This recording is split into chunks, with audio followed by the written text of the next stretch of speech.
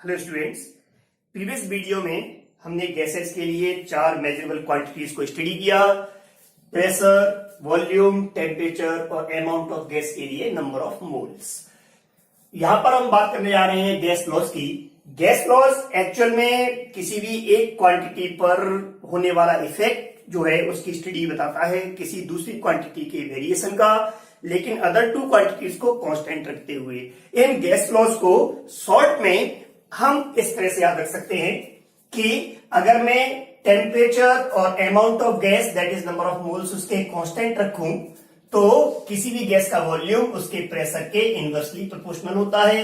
इस लॉ को हम बॉयल्स लॉ या मेरियट लॉ बोलते हैं।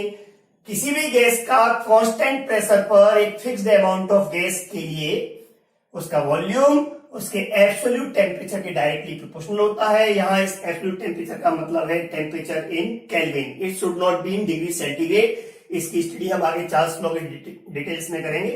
आगे हम बात करें कि अगर हम किसी गैस का कांस्टेंट टेम्परेचर और प्रेशर दैट इज प्रेशर और टेम्परेचर कांस्टेंट रखते हुए अगर उसके नंबर ऑफ मोल्स या अमाउंट इंक्रीज करते हैं तो उसका वॉल्यूम इंक्रीज होता है। That is volume is directly proportional to its number of moles at constant pressure and temperature. किसी भी गैस के फिक्स्ड अमाउंट ऑफ गैस और उसके कांस्टेंट वॉल्यूम पर उस गैस का प्रेशर एब्सोल्यूट टेम्परेचर के डायरेक्टली प्रोपोर्शनल होता है, that is temperature in kelvin. इसी तरह से एक प्रेशर लॉ जो है उसको हम यहाँ पे ड्राइव कर सकते हैं, बना सकते हैं। किसी भी गैस का प्रेशर उसके नंबर ऑफ मोल्स को इंक्रीज करने पर, अमाउंट इंक्रीज करने पर इंक्रीज होता है, that is pressure is directly proportional to its number of moles. But ये याद रखें at constant volume and temperature volume को कांस्टेंट रखते हुए। इस तरह से हम यहाँ पे कुछ लॉज हैं, इनके हम नाम दे देते हैं, Boyle's law, Charles law, Avogadro's law, Gay Lussac's law और प्रेशर लॉ। यहाँ पर बॉयल्स लॉ को मेरियट लॉ या गैलुसैक्स लॉ को एमिटन्स लॉ भी बोलते हैं। अगर हम यहाँ पे डिटेल स्टडी करें तो सबसे पहले हम बात करते हैं बॉयल्स लॉ की। बॉयल्स लॉ के अकॉर्डिंग एक बार फिर यहाँ पे आप देखें कि इसको हम किस तरह से स्टेटमेंट के फॉर्म में लिख सकते हैं। Volume of a fixed amount of gas is inversely proportional to P at constant temperature. Volume of a fixed amount of gas, n यहां पर हमने कांस्टेंट रख दिया, is inversely proportional to its pressure that is V proportional to 1/P at constant temperature. हमने temperature को constant यहां पर रखा हुआ है, that is V proportional to 1/P। हम यहां पर प्रोपोर्शनलिटी साइन का रिमूव करते हैं तो एक प्रोपोर्शनलिटी कांस्टेंट आएगा जिसको हम यहाँ पे K से रिप्रेजेंट कर रहे हैं। So V is equal to K/P और we can write it as P is equal to K/V। यहाँ पर K प्रोपोर्शनलिटी कांस्टेंट है, P into V that is PV is equal to constant जिसको हमने K से रिप्रेजेंट किया हुआ है। इससे क्लियर हो रहा है कि फिक्स्ड अमाउंट ऑफ गैस के लिए कांस्टेंट टेम्परेचर पर प्रेशर और वॉल्यूम का प्रोडक्ट हमेशा कांस्टेंट होता है। अगर आप प्रेशर चेंज करते हैं वॉल्यूम चेंज होगा, लेकिन प्रेशर और वॉल्यूम का जो प्रोडक्ट है वो हमेशा सेम रहेगा, कांस्टेंट रहेगा। That is P1V1 is equal to P2V2। किसी एक कंडीशन पर या किसी दूसरी कंडीशन पर या किसी तीसरी कंडीशन पर प्रेशर और वॉल्यूम का जो प्रोडक्ट होगा वो हमेशा सेम रहता है। अगर हम यहाँ पर इस वेरिएशन को ग्राफिकली रिप्रेजेंट करें तो हम यहाँ पे देख सकते हैं कि P is equal to K/V को K 1/V से रिप्रेजेंट करें। हमने Y एक्सिस पर P लिया हुआ है और यहाँ पर X एक्सिस पर V वॉल्यूम लिया हुआ है। तो ये यहाँ पे क्लियर है कि ये Y प्रोपोर्शनल टू 1/X के कर्व को रिप्रेजेंट कर रहा है। आपने कर्व की स्टडीज की हुई है 10th क्लास तक, तो अगर हम इसके बेसिस पे देखें तो this curve will be in form of rectangle, that is rectangular curve होगा ये। इस रेक्टेंगुलर कर्व को हमने ड्रॉ किया हुआ है, प्रेशर और वॉल्यूम की वेरिएशन को रिप्रेजेंट कर रहा है, लेकिन एट कांस्टेंट टेम्परेचर। जो भी कर्व कांस्टेंट टेम्परेचर पर ड्रॉ किए जाते हैं उन्हें हम आइसोथर्म बोलते हैं। तो ये एक प्रेशर और वॉल्यूम का आइसोथर्म है। अगर हम इसके आगे इन कर्व के स्लोप की बात करें तो स्लोप निकालने के लिए बहुत जरूरी होता है। स्लोप हम लोग जानते हैं कि dp/dv से रिप्रेजेंट कर सकते हैं, परपेंडिकुलर अपॉन बेस का एक स्मॉल वेरिएशन। तो यहाँ पर ये स्लोप dp/dv निकालने के लिए मेरे पास बड़ा आसान तरीका है कि मैं इस इक्वेशन को डिफरेंशिएट फॉर्म में लिखूंगा। तो ये हो जाएगा P dV plus dPV is equal to 0। मैं इसे लिख सकता हूं dPV इज इक्वल टू, इधर आएगा तो माइनस P dV, मैं dV बदल ले जा सकता हूं तो dP by dV that is slope is equal to minus P V इधर आ जाएगा बाई V। ये स्लोप रहा, लेकिन इस स्लोप को हम एक और तरीके से रिप्रेजेंट कर सकते हैं। यहां पर हमें दिख रहा है P is equal to K by V है, तो मैं इसे यहां पर P की जगह पर K बाई V लिखूं तो ये हो जाएगा minus K by V square. आपके सामने स्लोप जो है वो दो ऑप्शन में आ सकता है, माइनस P बाई V और minus K by V square. Negative slope है जो ये बता रहा है कि प्रेशर के साथ में वॉल्यूम का रिलेशन इनवर्सली होता है, दैट इज प्रेशर इंक्रीज होगा तो वॉल्यूम डिक्रीज होगा, प्रेशर डिक्रीज होगा तो वॉल्यूम इंक्रीज होगा।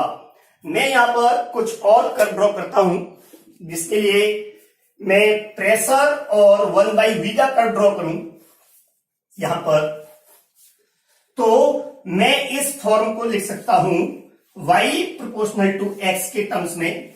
फॉर एग्जांपल मैं यहां पर ये कहना चाह रहा हूं कि मैं अब कर्व ड्रॉ कर रहा हूं प्रेशर और 1/v के साथ। एक बार फिर आप उसे देखें।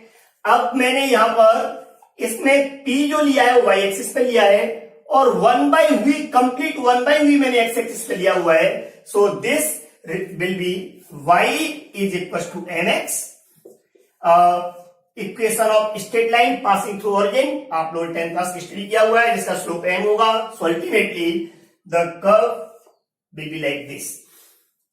It is also isotherm, that is temperature constant है। आप यहां पर इसको रिप्रेजेंट कर सकते हैं एट कांस्टेंट टेम्परेचर, या आप इसे आइसोथर्म बोले तो एक आइसोथर्म है that is a constant temperature पर प्रेशर और वॉल्यूम के रिलेशन को रिप्रेजेंट कर रहा है।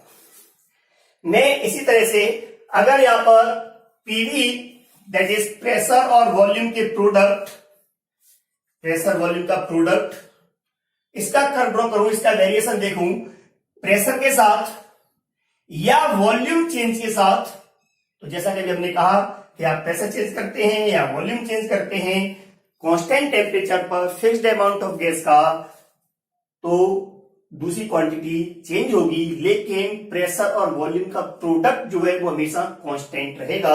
सो PV will remain constant at every range of volume और at every range of pressure at constant temperature. So it is also isotherm.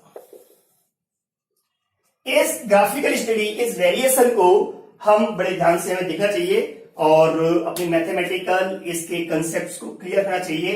इसको और क्लियर करने के लिए हम कुछ क्वेश्चंस स्टडी करते हैं।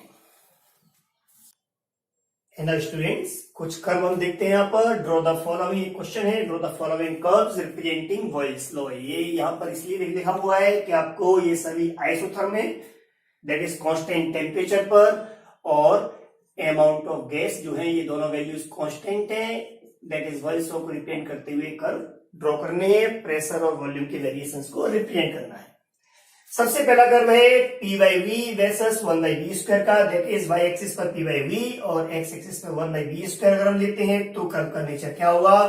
हम लोग जानते हैं, अभी कुछ देर पहले ही हमने पढ़ा कि बॉयल्स लॉ ये कहता है कि pressure is equal to K by V। अगर मैं यहां पर इसमें दोनों तरफ डिवाइड कर दूं V से, तो ये हो जाएगा P बाई V और इधर डिवाइड करने पर V से हो जाएगा K बाई V स्क्वायर। मैंने y एक्सिस पर लिया हुआ है P by V is equal to, यहां पर इसके कांस्टेंट वैल्यू को मैं स्लोप m कहता हूं, तो ये 1/v स्क्वायर बचेगा, जिसको मैं लिया 1/v स्क्वायर, जिसको मैं लिया हुआ है x एक्सिस पर, और you can write K 1/v square, that is 1/v square किस पर है, x पर, दैट इज ये y is equal to mx curve है, that is it will be a straight line passing through origin जिसका slope m होगा। तो ये कर्व की नेचर ए आइसोथर्म कुछ इस तरह से बनेगा।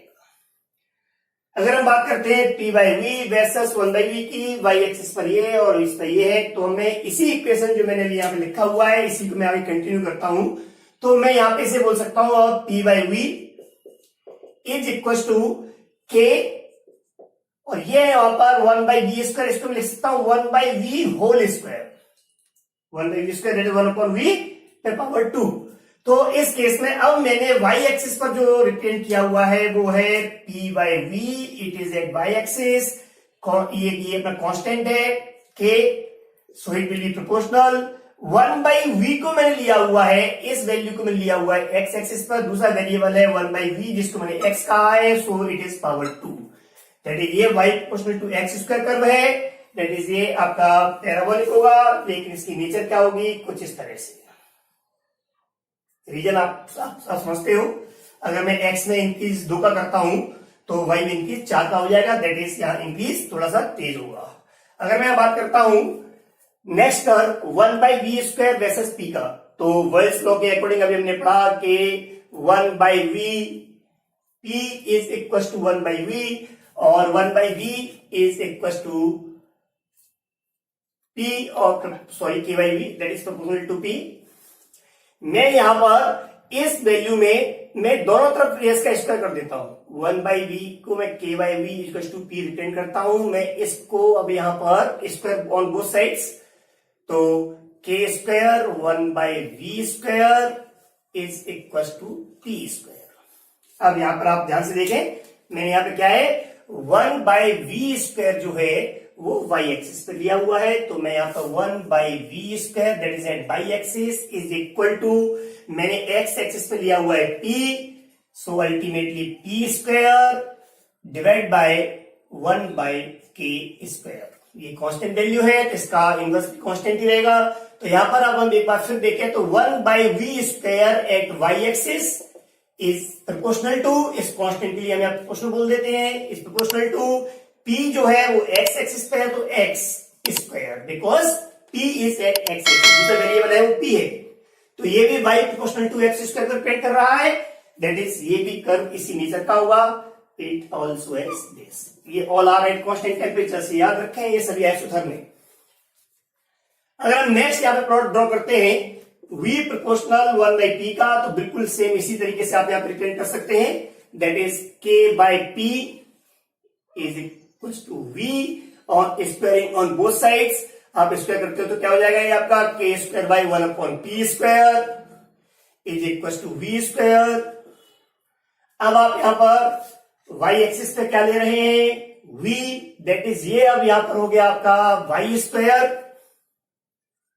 क्योंकि v क्या है y एक्सिस पर है, तो ये v का square that is y² is equal to constant के लिए आप प्रोपोर्शनल साइन लगाएं, और 1/p², एक कंप्लीट वैल्यू 1/p² है वो आपका x एक्सिस पर है, so y proportional to x, और अब आप इसको लिख सकते हो, और ये कर्व और y प्रोपोर्शनल टू √x, आप दोनों तरफ रूट ले तो ये आपका क्या होगा y प्रोपोर्शनल टू √x। इन दोनों कर्व की नेचर सेम होगी, क्योंकि प्रेशर और वॉल्यूम दोनों ही पॉजिटिव क्वांटिटी हैं, वॉल्यूम भी नेगेटिव नहीं होता, अगर किसी का वॉल्यूम है तो वैल्यू पॉजिटिव ही होगी, और इसी तरह से किसी गैस का प्रेशर है वो भी कभी नेगेटिव नहीं होता। जब दोनों ही वैल्यू y और x दो वेरिएबल्स दोनों ऑलवेज पॉजिटिव हैं, तो y² प्रोपोर्शनल x और y प्रोपोर्शनल √x के कर्व की नेचर सेम होगी, ये भी पैराबोलिक होगा, but now it's nature will be like this.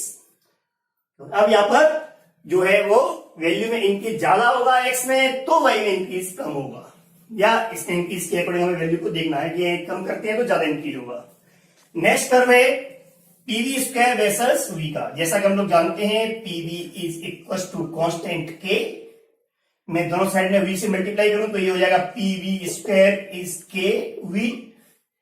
pv² को मैंने y एक्सिस पे लिया हुआ है, और ये m डॉट x एक्सिस पे v को लिया हुआ है, that is y equal to mx, straight line passing through origin, this curve like this. All are isotherms at constant temperatures, ये यहां पर हम रिप्रेजेंट कर सकते हैं कि एट कांस्टेंट टेम्परेचर्स। अगर हम बात करते हैं log p versus log v inverse, that is log 1/v, जिसको मैंने v इनवर्स लिखा हुआ है यहां पर, मैं इस कर्व की बात करता हूं तो अगेन जैसा कि मैंने आपसे कहा कि pv is equal to constant, अगर मैं इसके लिए log लेता हूं यहां पर तो ये हो जाएगा log p plus log v is equal to log k। इसे मैं लिख सकता हूं log p, मैंने y एक्सिस पे लिया हुआ है, so y axis is equal to log k minus log v. और इस वैल्यू को फिर मैं रिप्रेजेंट कर रहा हूं, एक बार ध्यान से देखें आप। Log p is equal to log k plus, यहां पे जो अपना -1 है इसको मैं यहां पे अगर प्लस में चेंज करता हूं तो ये 1/v हो जाएगा। 1/v को हम बोल सकते हैं v inverse, that is plus log v inverse. अब यहां पर आप देख सकते हैं कि ये किस फॉर्म को रिप्रेजेंट कर रहा है, y is equal to mx plus c constant. यहां पर x एक्सिस पे लिया हुआ है log v inverse, y axis पे लिया हुआ है log p, तो यहां पर इसका जो स्लोप m होगा वो विल बी 1। अगर स्लोप 1 है तो इसका मतलब एंगल कितना होगा, 45। सो it will be a straight line like this having intercept log k, ये c है यहां पर, और इसका एंगल होगा 45 डिग्री। जैसा कि हम लोग जानते हैं कि slope m is tan theta is equal to, अगर 1 हो तो थीटा विल बी 45 डिग्री, क्योंकि tan 45 वैल्यू 1 होती है। अब नेक्स्ट, अब हमें आप जो ड्रॉ कर रहे हैं कर्व वो है log p versus log v का। आप यहीं पे देखें, ये y एक्सिस पर है log p, ये इज इक्वल टू ये इंटरसेप्ट c कांस्टेंट। मैं इसको लिख सकता हूं -1 into log v।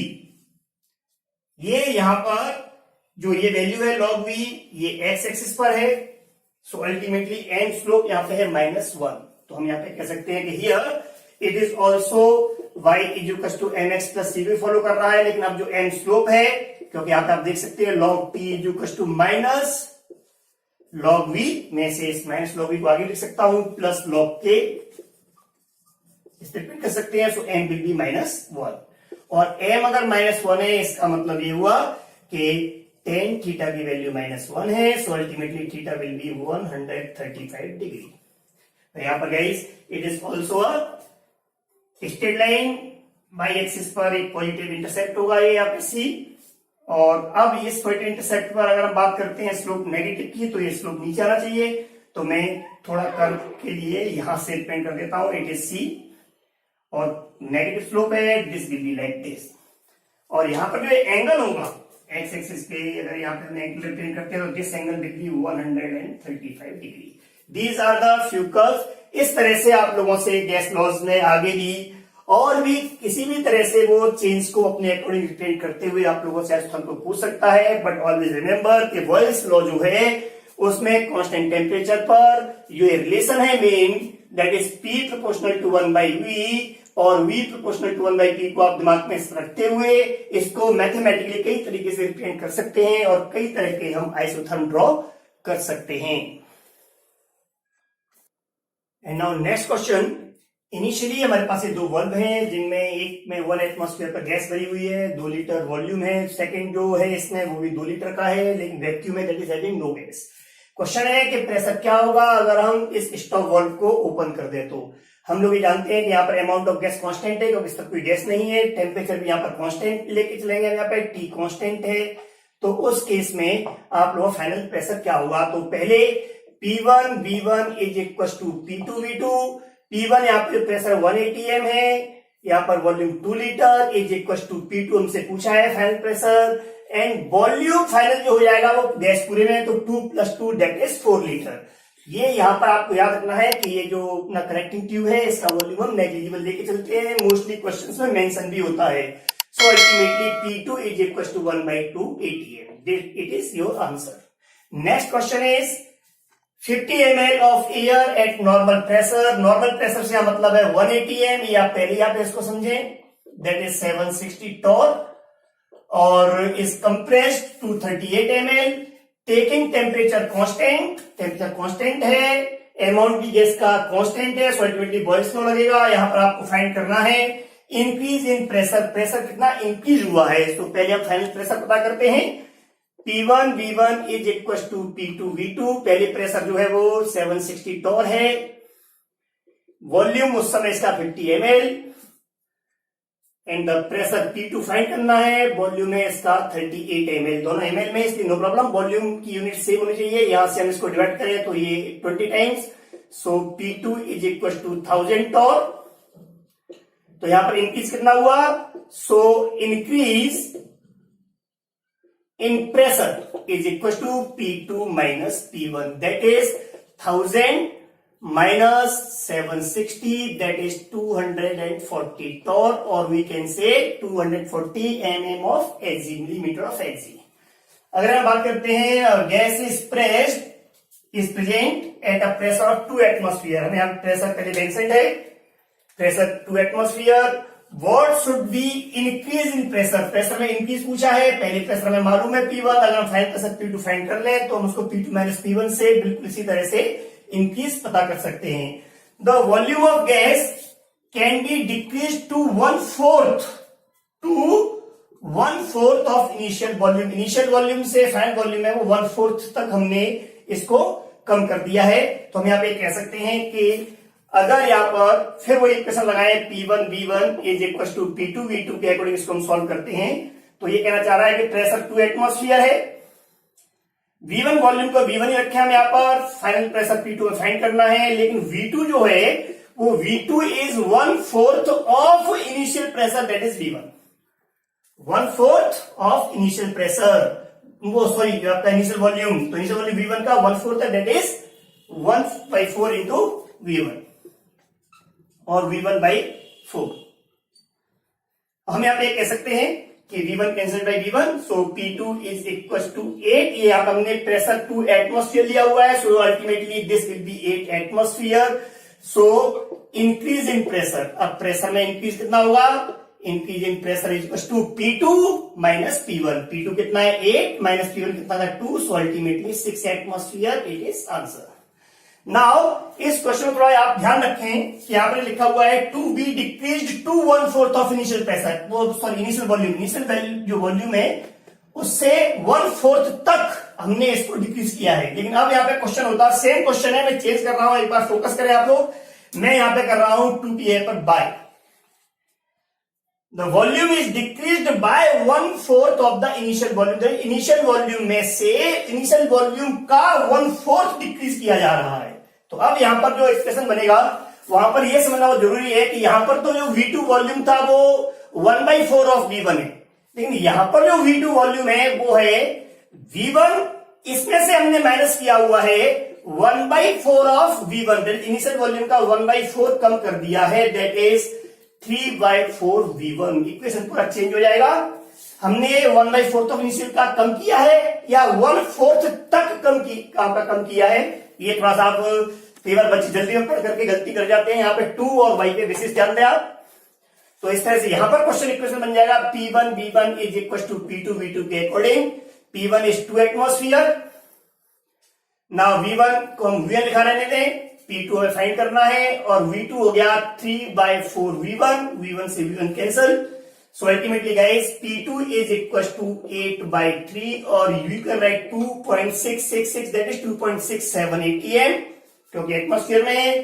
So here increase in pressure P2 2.67 minus P1 is 2 atmosphere, so 0.67 atmosphere, ये आंसर रहा। And now guys the next question, on the surface of earth at 1 atmosphere pressure a balloon is filled with hydrogen gas, occupies 500 ml, this volume is 5/6 of its maximum capacity, the balloon is left in air, it starts rising। ये कहना चाह रहा है कि अर्थ के surface पर एक आपका बैलून है जिसमें इसका वॉल्यूम V1 है वो 500 ml है, ये इसका प्रेशर जो है वो 1 atm, और वी कैन से कि 760 टॉर है, इसको इन्होंने छोड़ दिया है और ये ऊपर जाना, इट स्टार्ट्स राइजिंग, ये ऊपर जाना स्टार्ट होता है।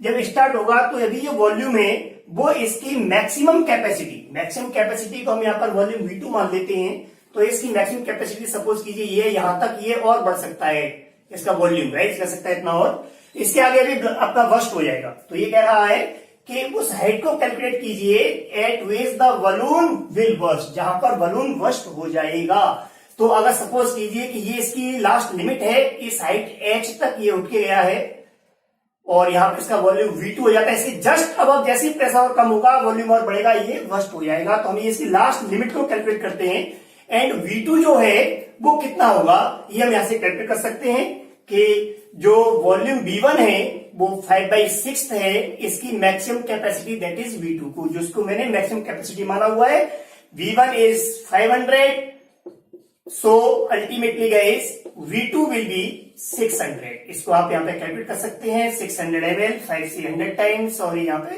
600 ml।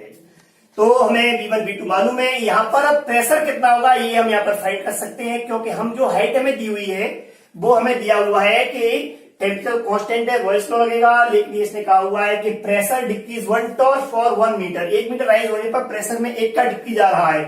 अगर P2 फाइंड हो जाए तो मैं P2 में से P1 माइनस करूंगा, राइज इसमें या डिक्रीज कितना हुआ प्रेशर में, और मैं 1 mm में डिक्रीज इतना है 1 टॉर में, तो कितना डिक्रीज होगा मैं मल्टीप्लाई करके कैलकुलेट कर सकता हूं। सो अल्टीमेटली गाइस वॉइस फ्लो के according P1 V1 is equal to P2 V2 से हम कैलकुलेट करें तो 760 टॉर, क्योंकि हमें एक टॉर में ही वैल्यू दी हुई है प्रेशर डिक्रीज की और हाइट का रिलेशन, तो हम टॉर में कैलकुलेट करते हैं इसे। V1 को हम यहाँ आपका 500 ml,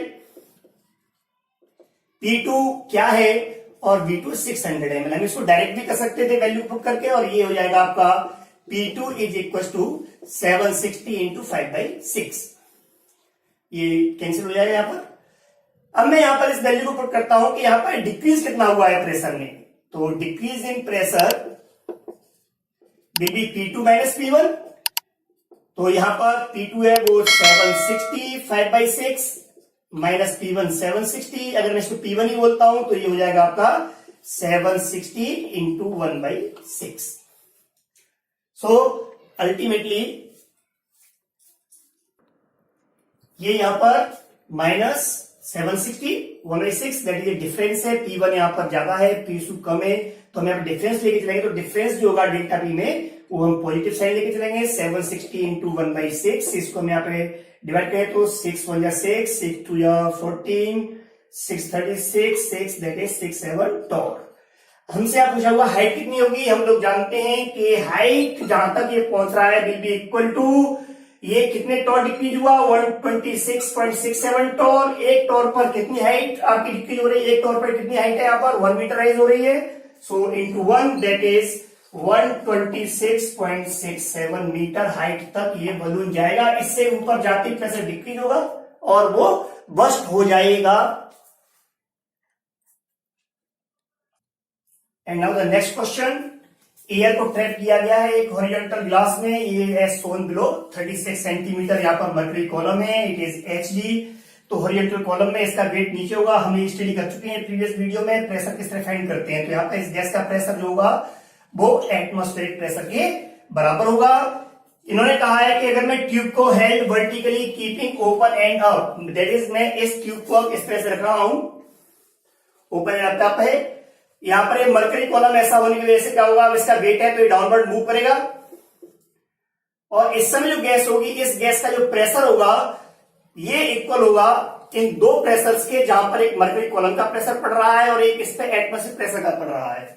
तो यहां पर जो गैस का प्रेशर ये होगा P, इसको हम प्रेशर P2 मान लें, और यहां ये प्रेशर इस गैस का भी इनिशियली है वो P1 है, ये यहां पर 1 atm के बराबर होगा एटमॉस्फेरिक प्रेशर के, लेकिन जो P2 प्रेशर है वो इक्वल होगा 1 atm, ये एटमॉस्फेरिक प्रेशर तो यहां पर एज इट इज है 1 atm प्लस ये मर्करी कॉलम का, और ये कितना है 36 सेंटीमीटर का मर्करी कॉलम है, so it is 36 centimetre of Hg। 1 atm हम जानते हैं सेंटीमीटर ऑफ Hg में 76 होता है, तो 76 plus 36 that is 112 centimetre of Hg। P1 हमारा जो है ये है is equal to 76 centimetre of Hg that is 1 atmospheric pressure. Volume यहां पर अगर हम बात करें तो ये ट्यूब है, इसका क्रॉस सेक्शन एरिया आप यहां पे सेम A मान लें, the cross section area is A। यहां पर इसकी जो लेंथ है ये 19 सेंटीमीटर है, ये गिवन है यहाँ पर, कि जब इसको हम बड़ी डबल करते हैं तो length of air column shrinks to 19 centimetre, ये 19 तक श्रिंक हो गया है, that is it is 19 centimetre. और इनिशियली इसने पूछा है कि what is the length at which mercury column shift, mercury column कितना शिफ्ट हुआ है, तो हम इसमें ये पता करना है कि इनिशियली लेंथ कितनी है, इट इज x सेंटीमीटर, मैंने सपोज कर ली है। क्रॉस सेक्शन एरिया वही a है, तो यहां पर वॉल्यूम क्या होगा, cross section area of base a into height that is x। तो प्रेशर इंटू वॉल्यूम, यहां गैस जो है वो ट्रैप्ड है, अभी भी ट्रैप्ड है, गैस का अमाउंट कांस्टेंट है, टेम्परेचर कांस्टेंट है, दैट इज बॉयल्स लॉ लगेगा। बॉयल्स लॉ कहता है कि P1 V1 is equal to P2 V2। Initially pressure is 76 centimetre of Hg, volume is area of cross section into length of tube x, जिसमें air trap है उस हिस्से का लेंथ। Pressure is 112 centimetre of Hg into volume है area of cross section into length 19 centimetre. 19 4 जा 76, ए से cancel हो जाएगा a, so ultimately x is equal to 4 से डिवाइड कीजिए, 4 2 जा 8, 28 centimetre, that is initially 28 centimetre है।